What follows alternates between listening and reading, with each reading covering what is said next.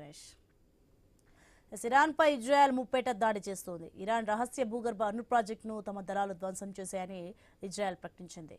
Tehran సరిహద్దుల్లోని మింజాదెహైలో రహస్యంగా ఏర్పాటు చేసిన న్యూక్లియర్ కేంద్రంపై దాడి చేశామని ఇజ్రాయెల్ రక్షణ దళం తెలిపింది. ఇక్కడ శాస్త్రవేత్తలు రహస్యంగా పనిచేస్తున్నారని సమాచారం అందిందని పేర్కొంది.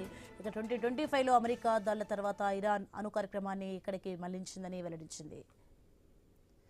ఇక గతేడాది జూన్లో తాము ఇరాన్పై ఆపరేషన్ రైజింగ్ లైన్ పేరుతో 12 రోజుల పాటు దాడులు చేసిన విషయాన్ని ఇజ్రాయెల్ రక్షణ దళం ప్రస్తావించింది.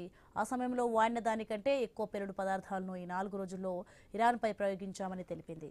గతంలో తాము ఇరాన్ అణుస్థావరాలను ధ్వంసం చేసినప్పటికీ ఆ దేశం అణు కార్యకలాపాలను ఆపలేదని పేర్కొంది. అణ్వాయుధాలను అభివృద్ధి చేస్తుందని ఇజ్రాయెల్ ఆరోపించింది. వాటిని టెహ్రాన్ శివార్లలోని రహస్య భూగర్భ స్థావరంలో భద్రపరిచిందని, తమకు ఖచ్చితమైన సమాచారం రావడంతో ఆ ప్రాంతాన్ని లక్ష్యంగా చేసుకున్నామని ప్రకటించింది.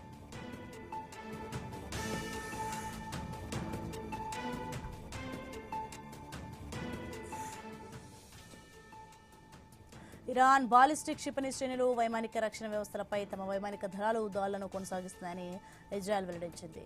దాడులకు సంబంధించిన దృశ్యాలను ఐడీఎఫ్ సోషల్ మీడియాలో షేర్ చేసింది.